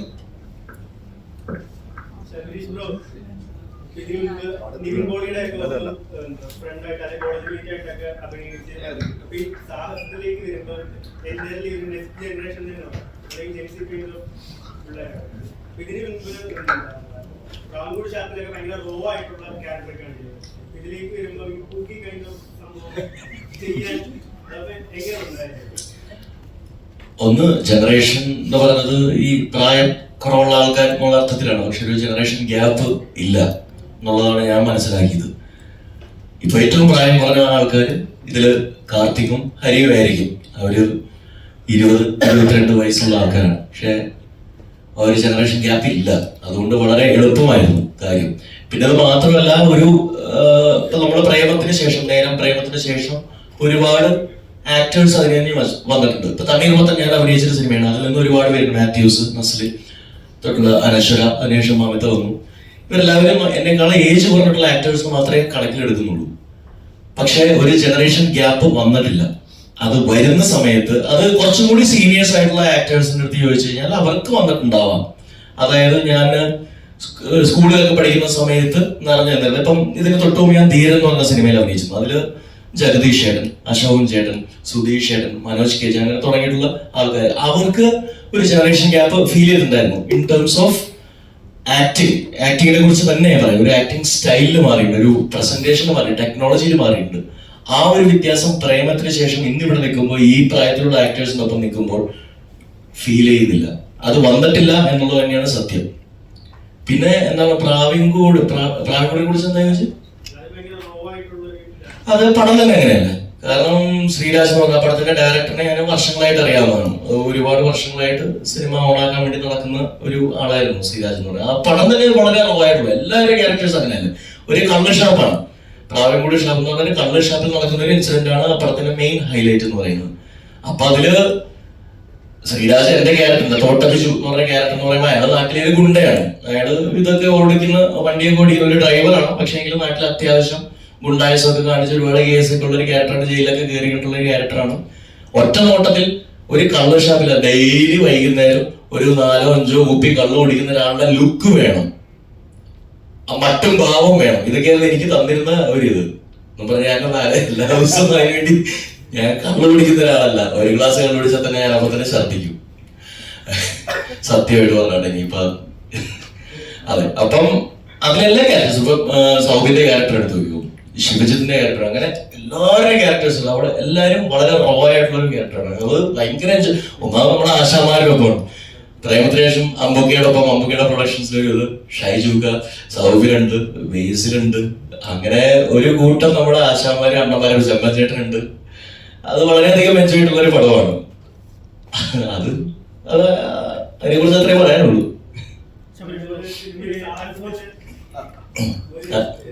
അൽഫോൺസിനെ കുറിച്ച് ഒന്നും ചോദിക്കരുത്. പ്രേമത്തിൽ അൽഫോൺസ് ചെയ്ത ക്യാരക്ടർ, ഇതിന് ജീവൻ ചെയ്ത ക്യാരക്ടർ, രണ്ടുപേരുടെ ക്യാരക്ടർ ചിലപ്പോൾ നമ്മളിപ്പോ നേരത്തെ പറഞ്ഞ പോലെ നമുക്ക് സിനിമകളിൽ ഇപ്പോൾ ഭയങ്കര വിഷയമായി കൊണ്ടിരിക്കും. ഇത് മലയാള സിനിമയിൽ മാത്രമുള്ളതാണ് എനിക്ക് തോന്നിയത്. ഇതുപോലത്തെ അങ്ങനത്തെ വിഷയമല്ല ഞാൻ പറഞ്ഞത് ഇപ്പൊ ലഹരിയുടെ ഉപയോഗം കാണിക്കുന്നു എന്ന് കൂടുതലായിട്ട് പറയുന്നു. അപ്പൊ നമുക്ക് സിനിമകളുടെ ഒരു കണ്ടന്റ് ആളുകളിലേക്ക് എത്തിക്കുമ്പോൾ അങ്ങനത്തെ ക്യാരക്ടറുകളൊക്കെ വേണ്ടേ സിനിമകളിൽ എന്നാണ് ഞാൻ ചോദിക്കാൻ പോകുന്നത്. പക്ഷേ തീർച്ചയായിട്ടും അതൊരു ക്യാരക്ടറാണ്. ലഹരിയുടെ ഉപയോഗം കാണിക്കുന്നു എന്ന് നിങ്ങൾ പറയുന്നു. പക്ഷെ ഈ ക്യാരക്ടേഴ്സോ ഈ സിനിമയുടെ പുറകിലുള്ള ആൾക്കാരോ ലഹരി വിൽപ്പന നടത്തുന്നില്ല. ഇവിടെ ലഹരി ഇവിടെ പടരുന്നുണ്ടെന്നുണ്ടെങ്കിൽ അതിന് ഈ സിനിമയിലെ ആക്ടേഴ്സോ ഈ സിനിമയല്ല ഇതൊക്കെ എത്ര ലഹരി. നിങ്ങൾ സീസൺ എന്ന് പറഞ്ഞ സിനിമ കണ്ടിട്ടില്ലേ? ഇല്ലേ? എത്ര വർഷം പഴയുള്ള സിനിമയാണ്. അതിൽ നമ്മൾ ലഹരി ചർച്ച ചെയ്യുന്നുണ്ടല്ലോ. അതിന്റെ മെയിൻ ഹൈലൈറ്റ് തന്നെ അതാണല്ലോ. ഞാൻ ചോദിച്ചത് അങ്ങനെയല്ല. അപ്പൊ അങ്ങനത്തെ ക്യാരക്ടറുകൾ ഇപ്പൊ മലയാളികൾ മാത്രമേ വിമർശിക്കുള്ളൂ. ഇപ്പൊ ഈ പറയുന്ന ഹിന്ദി സിനിമകളിലായാലും തമിഴ് സിനിമകളിലായാലും ഇംഗ്ലീഷ് സിനിമകളിലായാലും കൊറിയൻ സിനിമകളൊക്കെ എല്ലാവരും കാണുന്നത്. തെലുങ്ക് സിനിമകളായാലും വിമർശിക്കപ്പെടുന്നില്ല. ഇല്ല, മലയാളികൾ മാത്രം വിമർശിക്കുന്നത് പ്രബുദ്ധരുടെ ഭാഗമായിട്ട് നിങ്ങൾ കരുതിയാണ്. ഈ സംവിധായകന്റെ എഴുത്തുകാരന്റെ ആയാലും ആ ഒരു ആക്ടിംഗ് വരുമ്പോൾ സിനിമയുടെ ഈ പറയുന്ന എന്താ പറയാ കണ്ടന്റ് വരുമ്പോൾ അത് അതിന് എന്താ പറയാ അതിനൊരു നഷ്ടബോധം വരെയല്ലേ സിനിമയ്ക്ക് നഷ്ടമല്ലേ എന്ന് ചോദിക്കുകയാണ്. ഇങ്ങനത്തെ ക്യാരക്ടേഴ്സ് ഇനിയും വരും. ഇത് ആരൊക്കെ എങ്ങനെ കിടന്ന് വിമർശിച്ചാലും എന്തൊക്കെ രീതിയിൽ പറഞ്ഞു കഴിഞ്ഞാലും ഇനിയും വരും തീർച്ചയായിട്ടും. ഇപ്പോ ഏറ്റവും കൊട്ടിഘോഷിച്ചിട്ടുള്ള അതായത് മലയാള സിനിമയുടെ ഒരു മഹാത്ഭുതം എന്ന് പറഞ്ഞ ഒരു സിനിമയാണ് ദൃശ്യം. അതായത് വേൾഡ് വൈഡ് ആയിട്ടാണ് അതിന്റെ റൈറ്റ്സ് ഒക്കെ പോയിരുന്നു. ചൈനയിലേക്ക് പോയി, ഒരുപാട് സ്ഥലത്ത് പോയി, ഇന്ത്യയിൽ തന്നെ പല ഭാഷയിൽ പോയി. ഇതിന്റെ പ്രധാനം ഒരാളെ കൊന്നു അത് മറയ്ക്കുന്നതാണോ വലിയ ഹീറോയിസ് എന്ന് പറഞ്ഞ് ചോദിച്ചു കഴിഞ്ഞാൽ അങ്ങനെയല്ലോ അതിനെ കാണണ്ടേ. ഓക്കെ, ജനാധിപത്യപരമായിട്ട് ഒരാളെ കൊന്ന് കുഴിച്ചു മൂടി അത് ഒളിപ്പിക്കുന്നത് ശരി, തെറ്റ് തന്നെയാണ്. പക്ഷെ ഒരു സിനിമയിൽ ഒരു കഥയിൽ നമ്മളത് കാണുമ്പോൾ അത് അങ്ങനെയാക്കി എടുക്കുക. അങ്ങനെയാക്കി എടുത്തു ഇവിടെയുള്ളവര്. വിമർശിക്കുന്നവർക്ക് വിമർശിക്കാം. വിമർശിക്കുന്നവർ എന്തർത്ഥത്തിലാണ് എന്തുദ്ദേശത്തിലാണ് വിമർശിക്കുന്നതെന്ന് നമുക്ക് അറിഞ്ഞുകൂടാ. അതുകൊണ്ട് അവർ വിമർശിക്കട്ടെ. പക്ഷെ ഇനിയും ഇങ്ങനെയുള്ള ക്യാരക്ടേഴ്സ് വരും. ഇനിയും ഡ്രഗീസ് ആയിട്ടുള്ള ക്യാരക്ടേഴ്സ് വരും. ഇനിയും കുടിയന്മാരായിട്ടുള്ള ക്യാരക്ടേഴ്സ് വരും. അതിന് നമുക്ക് സർട്ടിഫിക്കേഷൻ ഉണ്ട്. നേരത്തെ ഞാൻ പറഞ്ഞ തെറ്റിപ്പോയി. 16+ ആണെന്നുള്ളത് 13+ ആണ്. അപ്പൊ ആ ഏജിന് താഴേക്കുള്ള കുട്ടികളെ തിയേറ്ററിലേക്ക് കൊണ്ടുവരാണ്ടിരിക്കുന്ന ഉത്തരവാദിത്വം ആരെയാ? അത് ഈ സിനിമയിലുള്ള ആൾക്കാരുടെ അല്ല, അത് ആ വീട്ടിലുള്ള പാരന്റ്സിന്റെ ഉത്തരവാദിത്വമാണ്. പക്ഷെ ഇങ്ങനെയുള്ള ക്യാരക്ടേഴ്സ് ഇനിയും വരും. ചിലപ്പോൾ എനിക്ക് കിട്ടിക്കഴിഞ്ഞാൽ ഞാനും ചെയ്യും. അത്രേ എനിക്ക് പറയാനുള്ളൂ. അതിന്റെ അർത്ഥം എനിക്ക് ഉത്തരവാദിത്വം ഇല്ല എന്നല്ല. എന്റെ ജോലി എന്ന് പറഞ്ഞാൽ സിനിമയിൽ അഭിനയിക്കുക എന്നുള്ളതാണ്. എനിക്ക് കിട്ടുന്ന കഥാപാത്രത്തിനെ എനിക്ക് ഇഷ്ടപ്പെടുകയാണെന്നുണ്ടെങ്കിൽ നല്ല രീതിയിൽ ചെയ്ത് ഫലിപ്പിക്കുക എന്നുള്ളതാണ് എന്റെ ഇത്. അതിന് നാട് നന്നാക്കുക, ഇവിടെ ഒരു ഗിനാശേരി ഉണ്ടാക്കുക എന്നുള്ള ഒരു ഉത്തരവാദിത്വം എനിക്കില്ല, സത്യമായിട്ടും ഇല്ല. അത് രാഷ്ട്രീയ പ്രവർത്തകർക്കുള്ളതാണ്. നന്ദി, നമസ്കാരം.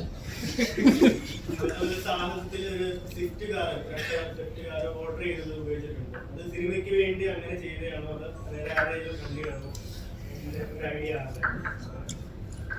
അങ്ങനെ ചെയ്തതാണ്. അങ്ങനെ ഒരു പെപ്പി മൂഡ് കിട്ടാൻ വേണ്ടിയിട്ട് ഞങ്ങളൊരു കാറ് ഓർഡർ ചെയ്ത് അങ്ങനെ ആക്കി സിനിമയ്ക്ക് വേണ്ടി തന്നെ ഉണ്ടാക്കിയതാണ്. അത് മാത്രമല്ല, അതിനകത്ത് ഉപയോഗിച്ച യെല്ലോ കാർ, മാരുതി 800, ബബീഷ് ചേട്ടന് വേണ്ടി ഇക്കോ, പിന്നെ ഈ ഓർഡർ ചെയ്ത ഈ റെഡ് വണ്ടി, ഇതൊക്കെ സിനിമയ്ക്ക് വേണ്ടി അങ്ങനെ ഉണ്ടാക്കിയതാണ്. എന്നെക്കാട്ടും വലിയ വണ്ടി ഭ്രാന്തന്മാർ ഉള്ളത് കൊണ്ട്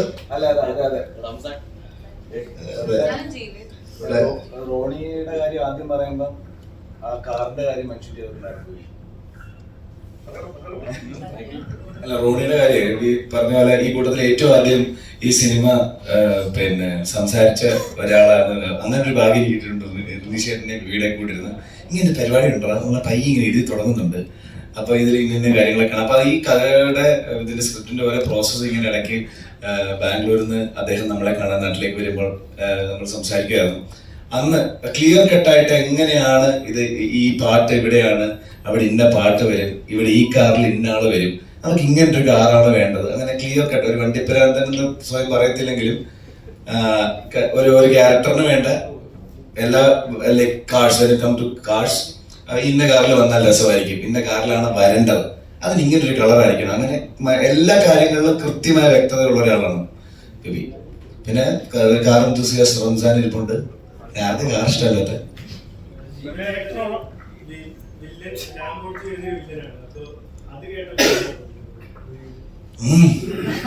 ഏത് മൂഡ് അതെന്നടിങ്ങനെ വന്നു പറയടാ. ത്രൂ ഔട്ട് അല്ല, റോണി എന്ന് പറയുന്ന ക്യാരക്ടറാണ്. അത്യാവശ്യം നമുക്ക് പെർഫോം ചെയ്യാനുണ്ട്.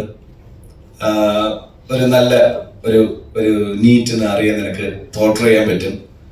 വേറെ ഒന്നുമില്ല, ഒരു 2 ഷോട്ട് ഞാൻ നിനക്ക് തരും ഈ സിനിമയിൽ എന്ന് പറഞ്ഞു. അത് സിനിമ കണ്ടവർക്ക് അറിയാം, അല്ലെങ്കിൽ സിനിമ കാണാൻ പോകുന്നവർ അതാണ് എനിക്ക് കിട്ടിയ വിവിന്റെ ഗിഫ്റ്റ് എന്ന് പറയുന്നത്. അത് ഞാൻ എൻ്റെ ലൈഫിലെ ആദ്യത്തെ 48 ഫ്രെയിംസ് ആയിരുന്നു. ഞാനത് ഓരോ തവണ ഇവരൊക്കെ പറയും നമുക്ക് ഫസ്റ്റ് ഹാഫ് കഴിഞ്ഞ് തിയേറ്റർ വിസിറ്റ്, അപ്പോൾ ഫസ്റ്റ് ഹാഫ് കഴിഞ്ഞാലും ബോഡി കയറാമെന്ന് പറയും. അപ്പം ഞാനിവരോടൊക്കെ പറയും എന്തിനാ ഫസ്റ്റ് ഹാഫ് ആക്കുന്നത്, നമുക്ക് ആദ്യം മുതലേ കാണാം. അപ്പോൾ ആദ്യം എൻ്റെ സീൻ കാണാൻ ഇപ്പോഴും എനിക്കത് ഇപ്പോഴും ഓരോ തവണ കാണുമ്പോഴും എനിക്കിഷ്ടമായി. നേരത്തെ പറഞ്ഞാലേ ഇഷ്ടമായി.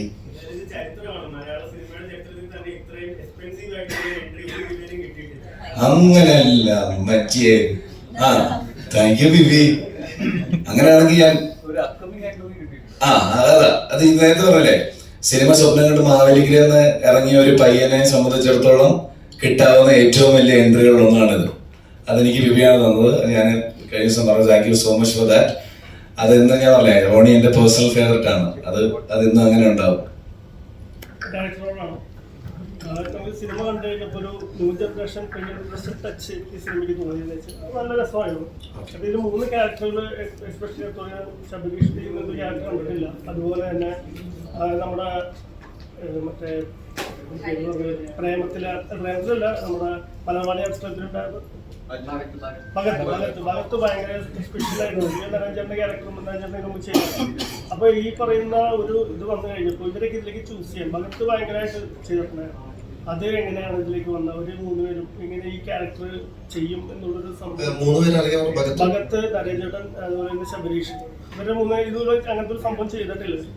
അത് നല്ലൊരു ട്രീറ്റ്മെന്റ്. പിന്നെ ഒരു പ്രിയദർശൻ ടച്ചും ഉണ്ടായിരുന്നു പടത്തിന്. അങ്ങനത്തെ തോന്നി. അല്ല, അത് ഞാനിതിന്റെ ഓപ്പണിംഗിൽ എഴുതി വെച്ചിട്ടുണ്ട്. എന്റെ ഇൻസ്പിറേഷൻസ് പ്രിയദർശൻ സാറിന്റെയും സിദ്ദിഖ് ലാലിന്റെയും പിന്നെ കൈരച്ചി അങ്ങനെ കുറെ പേരുടെയൊക്കെ സിനിമകളാണ്. അപ്പൊ ഉറപ്പായിട്ടും നമ്മള് ചെറുപ്പകാലത്ത് കണ്ട രാംജുറാവ് സ്പീക്കിങ്ങും ഹരിഹർ നഗറും പ്രിയദർശന്റെ സിനിമകളും ഏറ്റവും ഇതുപോലുള്ള സിനിമകൾ കണ്ട് ചാർജ് ആയിട്ട് അതുപോലൊരു സിനിമ എന്നൊന്നും പറയുന്നില്ല, പക്ഷെ അതൊക്കെ കണ്ട് ഇൻസ്പയർഡ് ആയി ചാർജ് ആയിട്ട് നമ്മളെ കൊണ്ട് പറ്റുന്ന പോലെ അത് ഒരുപോലെ ഒരെണ്ണം ചെയ്യണം എന്ന ആഗ്രഹത്തിൽ നിന്ന് തന്നെ ഉണ്ടാക്കിയ സിനിമയാണ്. അപ്പോ അതിനകത്ത് ഈ പറഞ്ഞ പോലെ ഒരുപാട് ക്യാരക്ടേഴ്സ് ഉണ്ട്. അതെ, ഓരോ ക്യാരക്ടറിനും ഒന്നിൽ നിന്നും മാറി നിൽക്കുന്ന ഒരു ക്യാരക്ടർ ഒരു ആട്രിബ്യൂട്ട്സ് ഉണ്ട്.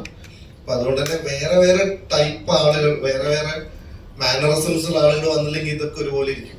അപ്പൊ ആ ലേയേഴ്സ് കാണാൻ പറ്റില്ല. അപ്പൊ ഇവരൊക്കെ അതിന്റെ വളരെ ക്രൂഷ്യലായ എന്താ പറയാ നേരോ ലൈനിൽ പെർഫോം ചെയ്യേണ്ട ആളുകളാണ്. ഭഗത്തനാണെങ്കിലും ശബരീഷ് ബോറോനാണെങ്കിലും നരഞ്ജനാണെങ്കിലും അവരെ കയ്യിൽ നേരത്തെ പറഞ്ഞല്ലോ, അവരെ കയ്യിൽ അത് സേഫ് ആണെന്ന് ഉറപ്പായിരുന്നു. എനിക്ക് തോന്നുന്നു ഓൾമോസ്റ്റ് എല്ലാം 1-2 ടേക്ക് പരിപാടികളാണ്, കൂടുതലൊന്നും വേണ്ടി വന്നില്ല. ആ ഒരു ബ്രീഫിംഗ് മാത്രമേ സമയം എടുത്തിട്ടുള്ളൂ. ഇനീഷ്യൽ ബ്രീഫിംഗ്, കഥയുടെ എന്താണ് ക്യാരക്ടർ, ഈ ക്യാരക്ടർ എന്താണ് പ്ലേ ചെയ്യാൻ പോണേ, സിനിമയിൽ ഇയാൾ എന്താണ് ചേഞ്ച് ഉണ്ടാക്കാൻ പോണേ, ഇയാളുടെ എൻട്രി വരുമ്പോൾ എന്തായിരിക്കണം ഇമോഷൻ പ്രേക്ഷകന്റെ എന്നുള്ളൊരു ബ്രീഫിങ്ങിന് മാത്രമേ സമയം എടുത്തിട്ടുണ്ടാവുള്ളൂ. അത് കഴിഞ്ഞപ്പോൾ ഇതൊക്കെ ഡയറക്ട്ലി വർക്ക് ആയിക്കൊണ്ടിരിക്കുകയായിരുന്നു ഓരോ ഷോട്ട് കഴിയുമ്പോൾ. ക്യാരക്ടർ എങ്ങനെ പെട്ടെന്ന് ഒരു ഇതിലേക്ക് വന്നിട്ടുണ്ടായിരുന്നു. അത് എല്ലാ കാര്യങ്ങളും ഗൂഗിൾ ചെയ്തും ചാറ്റ് നോക്കി പറഞ്ഞു അങ്ങനത്തെ ഒരു ക്യാരക്ടറെ കൊണ്ടുവരാനുള്ള ഒരു അല്ല, അതെനിക്ക് നേരിട്ട് പരിചയമുള്ള അങ്ങനെ കുറെ ഗ്രൂപ്പുകൾ ഞാൻ കണ്ടിട്ടുണ്ട്. ആ ഏജിൽ നിന്നും കംപ്ലീറ്റ്ലി ഡിഫറെന്റ് ആയിട്ടുള്ള ഒരു യങ്സ്റ്റർ ആ ഗ്രൂപ്പിലുണ്ടാവും. പുള്ളിക്ക് സ്വയമായിട്ടൊരു തോന്നലുണ്ടാവും ഇവർ ഇച്ചിരി ഔട്ട്ഡേറ്റഡ് ആണ്, ബബീഷേട്ടനും പ്രൈമേട്ടനും കുറച്ച് ഔട്ട്ഡേറ്റഡ് ആണ്, ഞാൻ വേണം ഇന്നത്തെ ലേറ്റസ്റ്റ് കാര്യങ്ങളൊക്കെ അവർക്ക് പറഞ്ഞു കൊടുക്കാൻ എന്ന് സ്വയം വിചാരിക്കുന്ന ഒരു സ്വയം പ്രഖ്യാപിത ഡിറ്റക്റ്റീവ് അല്ലെങ്കിൽ സ്വയം പ്രഖ്യാപിത ബുദ്ധിജീവി. അറ്റ് ദ സെയിം ടൈം ഈ ബബീഷേട്ടനും പ്രേമനും നോക്കുമ്പോൾ നമുക്കറിയാത്ത എന്തൊക്കെയോ പറയുന്നുണ്ട്, ചിലപ്പോൾ കാര്യമായിരിക്കും എന്ന് വിചാരിക്കുന്ന ഒരു സെറ്റ് ഓഫ് ആളുകളുടെ ഒരു ഗ്രൂപ്പിനെ ഞാൻ എവിടെയൊക്കെയോ കണ്ടിട്ടുണ്ട്. അപ്പൊ ആ ഒരു കോൺട്രാസ്റ്റ് ബിൽഡ് ചെയ്യാൻ നോക്കിയതാണ്. എനിക്കത് കാർത്തി അത് അടിപൊളിയാക്കിയെന്ന് തോന്നുന്നു. റംസാന്റെ കുറച്ചൊരു ഡാൻസ്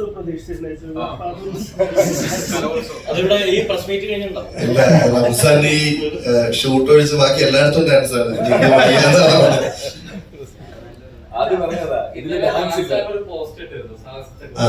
അതെ കണ്ടിട്ടുണ്ട്. ഭയങ്കര സന്തോഷം തോന്നി. കാരണം ഞാൻ പറഞ്ഞില്ല, ലാൽ സാറ് പോസ്റ്റ് ഇട്ടിട്ടുണ്ടായിരുന്നു. ഞാൻ പറഞ്ഞ നമ്മളെ ഏറ്റവും അധികം എനിക്ക് വൺ ഓഫ് ദ പേഴ്സണലി എനിക്ക് ഭയങ്കര ഇഷ്ടമുള്ള ഒരു ഡയറക്ഷൻ കോംബോ ആണ് സിദ്ദിഖ് ലാൽ സാറിൻ്റെത്. കാരണം പ്രത്യേകിച്ച് എനിക്ക് നമ്മളിപ്പോ ചെയ്യുന്ന ഈ കഷ്ടപ്പാടുണ്ട്, അതായത് ഒന്നുമല്ലാത്ത ഒരു അവസ്ഥയിൽ നിന്ന് ഒരു സിനിമ ഉണ്ടാക്കിയ ആളുകളെ ഇഷ്ടപ്പെടുത്തുന്നത്.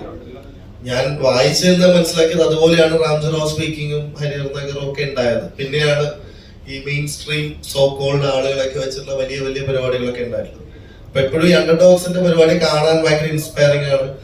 നമ്മള് എല്ലാരും കൂടെ ഒരു സാധനം ഉണ്ടാക്കി എല്ലാരും കൂടെ കട്ടയ്ക്ക് നിന്ന് ഉറപ്പായിട്ടും അത് പുഷ് ചെയ്യുമ്പോൾ ഭയങ്കര പാടാണത് പ്രേക്ഷകരിലേക്ക് എത്താൻ. കാരണം അവർക്കത് അറിയണ്ട, അവർക്ക് അത്രയും കണ്ടന്റ് വരുന്നുണ്ട്. ഇപ്പൊ പറഞ്ഞ നാളെ അടുത്ത ആഴ്ച കൂലി വരുന്നുണ്ട്. അതിനിടയിലൂടെ മെല്ലെ കയറി വന്ന ആളുകളുടെ ഇഷ്ടം കിട്ടി മെല്ലെ അത് കയറി വന്ന് എല്ലാവരും സെലിബ്രേറ്റ് ചെയ്യുന്ന ഒരു അവസ്ഥയിലേക്ക് എത്തുക എന്നുള്ളത് ഭയങ്കര കാര്യമാണ്. ലാൽ സാറിന്റെ പഴയ സിനിമകളിൽ അങ്ങനെയൊക്കെ ആയിരുന്നു എന്ന് ഞാൻ എവിടെയൊക്കെയോ ഇന്റർവ്യൂലൊക്കെ വായിച്ചിട്ടുണ്ട്. അപ്പൊ അവര് തന്നെ അതുപോലെയൊക്കെ തോന്നി എന്ന് പറയുമ്പോൾ വലിയ സന്തോഷമാണ്.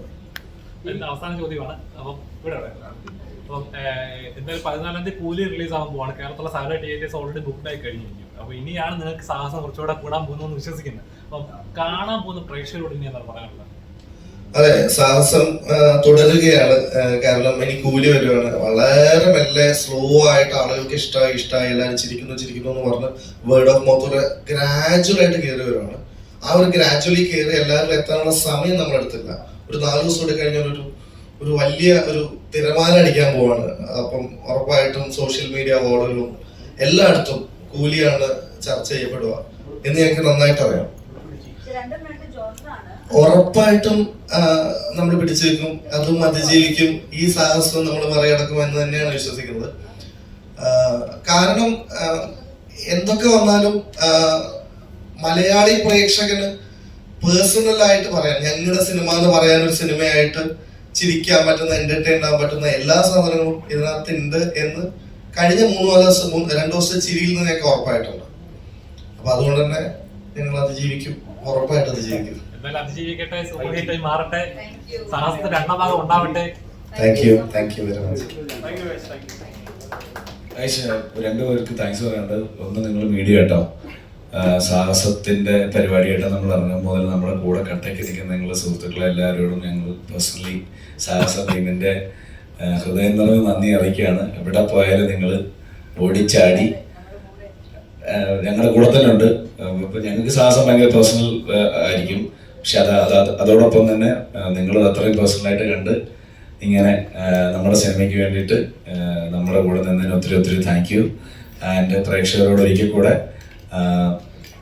വീട്ടില് മടി പിടിച്ചിരിക്കാതെ ഇറങ്ങി സാഹസം കാണാം, ഓണം മോഡിന് ഡാൻസ് കളിക്കാം അല്ലേ, എന്നിട്ട് നല്ല ഉഷാറായിട്ട് 2-2.5 മണിക്കൂർ ചിരിച്ച് അടിച്ച് പൊളിച്ച് സമാധാനത്തില് വീട്ടിൽ പോകുമ്പോൾ നിങ്ങൾ നമ്മുടെ പടത്തിൽ കണ്ട കുറെ കാര്യങ്ങൾ നിങ്ങൾ ചർച്ച ചെയ്യും. നരേൻ ചേട്ടന്റെ, രാജീവ് നമ്പ്യാർ, ലേഡി ഗാഗ, എല്ലാരും നിങ്ങൾക്ക് ഇഷ്ടപ്പെടും. ഭഗവാന്റെ ചേട്ടൻ എല്ലാരും നിങ്ങൾക്ക് ഇഷ്ടപ്പെടും. പപ്പനെയും ലുട്ടനെയും സാമിനെയും ജീവനെയും പിന്നെ സേറയൊക്കെ നിങ്ങൾക്ക് ഇഷ്ടപ്പെടും. അപ്പം ധൈര്യമായിട്ട് തിയേറ്ററിലേക്ക് പോലെ ചിരിക്കാം. അതോടൊപ്പം തുടങ്ങിയപ്പോൾ പറഞ്ഞ പോലെ സിനിമ സ്വപ്നം കണ്ട് ഇറങ്ങിയ കുറച്ച് പേർക്ക് നിങ്ങളാണ് എല്ലാം. Thank you so much. Thank you media. Thank you.